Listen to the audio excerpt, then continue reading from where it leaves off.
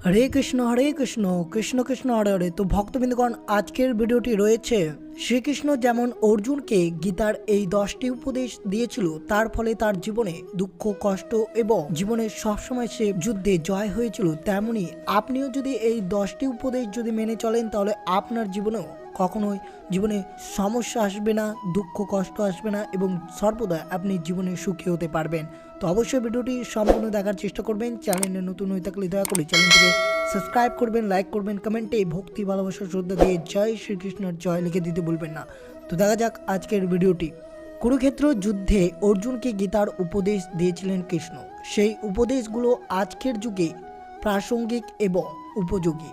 শ্রীমদ্ ভগবত গীতার কিছু জ্ঞান যদি ব্যক্তি নিজের জীবনে আত্মসাৎ করে নিতে পারে, তাহলে ব্যক্তি সমস্ত কষ্ট থেকে মুক্তির খুঁজে পাবে। এর ফলে আবাস মুক্ত জীবন যাপন করতে পারবে ব্যক্তি। অতীত এবং ভবিষ্যতের চিন্তা করা উচিত নয়, কারণ যা হয় তাই হবে, যা হয় ভালোর জন্যই হয়। তাই অতীত ও ভবিষ্যতের চিন্তা ছেড়ে বর্তমানে বাঁচতে শেখা উচিত। কুরুক্ষেত্রের যুদ্ধের আগে মানসিকভাবে বিধ্বস্ত তৃতীয় পাণ্ডব। ধনুক ধরতে হবে নিজেদের পিতামহ অস্ত্রগুরু ভাইদের বিরুদ্ধে। দ্বিধাগ্রস্ত তার মন। সে সময় তাকে মার্গদর্শন করাচ্ছেন শ্রীকৃষ্ণ। সাংখ্য যোগে তার বর্ণনা। ভগবান বলেছেন, আত্ম নিত্য এবং অবিনাশী, আত্মার মৃত্যু নেই, জন্ম নেই, শুধু এক দেহ থেকে আরেক দেহ যায় আত্মা। গীতায় শ্রীকৃষ্ণ পরামর্শ, মৃত্যুর জন্য শোক করা সাজে না। দুঃখ তাপে আনন্দে স্থিতধী হতে হবে, অচঞ্চল থাকতে হবে। কিন্তু প্রশ্ন জাগতে পারে, আত্মা যে এক শরীর থেকে সম্পর্ক ত্যাগ করে অন্য শরীরে প্রবেশ করে, তাতে সে অত্যন্ত কষ্ট পায়। তাহলে অবশ্যই গীতার এই 10টি উপদেশ যদি মানতে পারেন, তাহলে কোনো চিন্তাই থাকবে না আপনার। চিন্তা মুক্তি হয়ে আপনি জীবনের নতুন পথ শুরু করতে পারবেন। মানুষ যেমন জীর্ণ বস্ত্র পরিত্যাগ করে নতুন বস্ত্র পরিধান করে, দেহী তেমনই জীর্ণ শরীর ত্যাগ করে নতুন দেহ ধারণ করে। মানুষের জন্য পুরনো বস্ত্র ছেড়ে নতুন বস্ত্র পরে কিন্তু সে আনন্দ পায়, কিন্তু আত্মা যখন জীর্ণ দেহ ত্যাগ করে নতুন শরীরে প্রবেশ করে, তখন সে দুঃখ পায়। কেন? তাই এই ক্ষেত্রে দুঃখ তো আসবেই। ভগবানের ব্যাখ্যা, এখানে আয়ু শেষের নামই হলো জীর্ণাবস্থা। সে অবস্থায় দেহে আত্মা ছেড়ে দেয়। শ্রীমদ্ ভগবত গীতায় অনুসারে এর অর্থ, মা তার সন্তানের পুরনো নোংরা জামা বদলে দেন। বাচ্চাটি তখন কাঁদতে থাকে, বায়না করে, কিন্তু মা তা গ্রাহ্য করেন না। কিন্তু মা তো ভালোর জন্যে জামা বদলে দেন।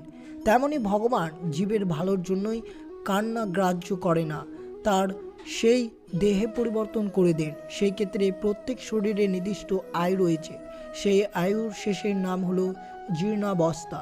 তারপর তা পরিবর্তন সময় চলে আসে। তাই শ্রীকৃষ্ণ তার সখা অর্জুনকে বলেছেন, পোশাকের মতো আমাদের দেহের বিনাশ হলেও আত্মার কখনো বিনাশ হয় না। তাই অর্জুন, তুমি বৃথা শোক করো। প্রকৃত জ্ঞানী ব্যক্তি কিন্তু কারোর জন্য শোক করে না। পরবর্তী শোক রয়েছে এই সম্পর্কিতেই আলোচনা। আত্মাকে অস্ত্রের দ্বারা কাটা যায় না, আগুনে পোড়ানো যায় না, জলে ভেজানো যায় না, অথবা হাওয়াতে শুকোনো যায় না। গীতার বাণী জীবনে গ্রহণ করলে মানুষের জীবনে উন্নতি লাভ করে। গীতায় একমাত্র ধর্মগ্রন্থ যা মানুষকে বাঁচাতে শেখায়। গীতা জীবনের ধর্ম, কর্ম এবং প্রেমের পাঠ শেখায়। গীতার কথা মানলে জীবনের সাফল্য নিশ্চিত আসবে আপনার। শ্রীমদ্ ভগবত গীতায় জীবনযাপনের কথা বলেছেন শ্রীকৃষ্ণ।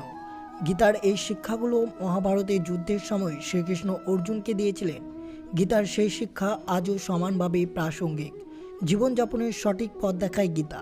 গীতার বাণী জীবনে গ্রহণ করলে মানুষের জীবনে উন্নতি লাভ করে।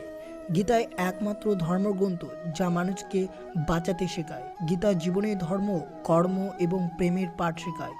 গীতার কথা মানলে জীবনের সকল ব্যক্তির সাফল্য নিশ্চিত এবং সকল ব্যক্তির দুঃখ কষ্ট নিমিষেই দূরীভূত হয়ে যেতে পারে। তাই অবশ্যই আপনাকে প্রত্যেক দিন এই গীতার 10টি উপদেশ মেনে চলতে হবে। গীতা আমাদের প্রতিকূলতা শেখায়। শ্রীকৃষ্ণ গীতায় বলেছেন, যারা কখনো জীবনের সমস্যার মুখে পড়েননি, তারা কোনোদিনও নিজেদের শক্তি সম্পর্কে বুঝতে পারবে না। প্রতিকূলতা না এলে মানুষের নিজের শক্তি বুঝতে পারবে না, নিজের আত্মবিশ্বাস সম্পর্কে জ্ঞাত হন না। তাই অবশ্যই নিজের প্রতিকূলতাই মানুষের জীবনকে বাঁচাতে শেখায়। মনের সত্য কখনো নষ্ট হয় না। মানুষের হিত সাধনার ভাবনা থাকাই হলো ঈশ্বরের সাধনা। সৎ মন থাকলে ঈশ্বর লাভ অবশ্যই হবে। যদি আপনি অসৎ মনে থাকেন তাহলে কখনোই আপনি ঈশ্বর লাভ করতে পারবেন না। কথাই আছে, অবশ্যই ঈশ্বরের সৎ মন থাকতে হবে, ঈশ্বরকে বিশ্বাস করতে হবে, তবে আপনার সমস্ত কর্মে বাধা আসবে না। মানুষের ভাগ্য তার অতীত কর্মের ফল। আজকের কাজ আমাদের আগামী নির্ধারণ করে, তাই আমাদের সর্বদাই কর্ম করে চলা। কর্মের ফল আজ না মিলুক, অবশ্যই আগামী পরবর্তীকালে অবশ্যই মিলবে এই কর্মের ফল। কর্ম করেই যাও, কর্মের ফলের আশা গ্রহণ করিও না। ভগবানের ওপর বিশ্বাস করে নিজের কর্ম করেই যেতে হবে। মনকে শান্ত। শ্রীকৃষ্ণ বলেছেন, শান্তি, বিনয়, নীরবতা, আত্মনিয়ন্ত্রণ এবং সততা, এই 5টি জিনিসকে মনকে শৃঙ্খলা দেয়। প্রতিটি মানুষের মধ্যে এই সমস্ত গুণ থাকা উচিত, তবে সেই সঠিক পথ চলতে পারে। স্বপ্রতিভা। গীতার মধ্যে প্রত্যেক মানুষের কোনো না কোনো প্রতিভা থাকে, কিন্তু মানুষ এই প্রতিভাকে চিনতে না পেরে অনেক সময় অন্যের মতে হয়ে ওঠার জন্য তা ধ্বংস করে দেয়। তাই অন্যের মতো হয়ে ওঠা উচিত নয়, বরং নিজের প্রতিভাকে অবশ্যই চেনা দরকার। শ্রীকৃষ্ণ বলেছেন, ঈশ্বরের কাছে সমর্পণ করতে হবে, এর মাধ্যমে মুক্ত জীবনের আনন্দ অনুভব করবেন। তাই ঈশ্বরের কাছে আপনাকে সমর্পণ করে নিজের কর্ম করে চলা উচিত। নিজেকে আত্মভাবে থাকায় মুক্তি। নাম, পদ, প্রতিষ্ঠা, ধর্ম, স্ত্রী বা পুরুষ আমরা নই। এই শরীরও আমাদের নয়। অগ্নি, জল, বায়ু, পৃথিবী, আকাশ দিয়ে এই শরীর নির্মিত। অবশেষে এই পঞ্চভূতি বিলীন হবে, কিন্তু আত্মা স্থির। আমার আত্মা। আত্মা কখনো মরে না, আত্মার জন্ম বা মৃত্যু হয় না। আত্মাভাবে থাকায় মুক্তি। সমস্ত কিছুর পরিবর্তনশীল। পরিবর্তন সংসারের নিয়ম, এখানে সমস্ত কিছু পরিবর্তনশীল। তাই সুখ, দুঃখ, লাভ, ক্ষতি, জয়, পরাজয়, মান, অপমান ইত্যাদির মধ্যে একটি স্থান অবস্থিত থেকে জীবন উপভোগ করা উচিত। রাগ শত্রুর সমান, নিজের রাগ নিয়ন্ত্রণে রাখুন। রাগের ফলে ভ্রম সৃষ্টি হয়, এই ভ্রম বুদ্ধিকে বিচলিত করে তোলে। এর ফলে বুদ্ধি নাশ হয়, ব্যক্তি পতনের দিকে অগ্রসর হতে শুরু করে। রাগ, কাম বাসনা ও ভয় এগুলো আমাদের পরম শত্রু। শ্রীকৃষ্ণ যেমন অর্জুনকে বলেছিলেন, তাই এই অর্জুনের কথোপকথনের মাধ্যমে শ্রীকৃষ্ণ তাকে এই সব উপদেশ দিয়েছিলেন। ঈশ্বরের প্রতি সমর্পিত থাকুন। নিজেকে ঈশ্বরের চরণে নিবেদন করে দাও। ঈশ্বর আমাদের রক্ষা করবেন এবং আমরা দুঃখ, ভয়, চিন্তা, শোক ও বন্ধন থেকে মুক্ত হতে পারব। দৃষ্টিকোণ শুদ্ধ রাখুন। নিজের দৃষ্টিকোণ শুদ্ধ রাখতে হবে। জ্ঞান ও কর্মকে একরূপে দেখতে হবে, এর ফলে আমাদের দৃষ্টিকোণ পরিবর্তন আসবে। মন শান্ত রাখুন। অশান্ত মনকে শান্ত করার জন্য অভ্যাস, বৈরাগ্যকে নিজের মনে পাকাপোক্ত স্থান দিন, না হলে অনিয়ন্ত্রিত মন আমাদের শত্রুতে পরিণত হতে পারে। কাজ করার আগে বিচার করুন। আমরা যেই কর্ম করি না কেন তার ফল আমাদের ভোগ করতে হবে, তাই কর্ম করার আগে বিচার অবশ্যই করা উচিত। নিজের কাজ করুন। অন্যর কারো কাজে পূর্ণ করার চেয়ে ভালো নিজের কাজ করুন। অপূর্ণ হলে ব্যক্তিকে নিজের কাজ করা উচিত। সকলের প্রতি মমতা, সমস্ত কাজে কুশলতা ও দুঃখরূপে সংসার থেকে বিয়োগের নাম যোগ। অবশ্যই শ্রীকৃষ্ণ কুরুক্ষেত্রের যুদ্ধের সময় অর্জুনকে এই কয়েকটি উপদেশ দিয়েছিল।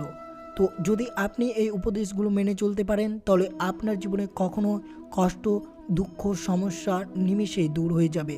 তো অবশ্যই ভিডিওটি সম্পূর্ণ দেখার জন্য অনেক ধন্যবাদ। চ্যানেলে নতুন হয়ে থাকলে দয়া করে চ্যানেলটিকে সাবস্ক্রাইব করবেন, লাইক করবেন, কমেন্টে ভক্তি, ভালোবাসা, শ্রদ্ধা দিয়ে জয় শ্রীকৃষ্ণর জয় লিখে দিতে ভুলবেন না এবং ভিডিওটি আপনার বন্ধু বা আত্মীয়দের সাথে অবশ্যই শেয়ার করবেন। সুস্থ থাকবেন, সতর্ক থাকবেন। জয় শ্রীকৃষ্ণ। রাধে রাধে।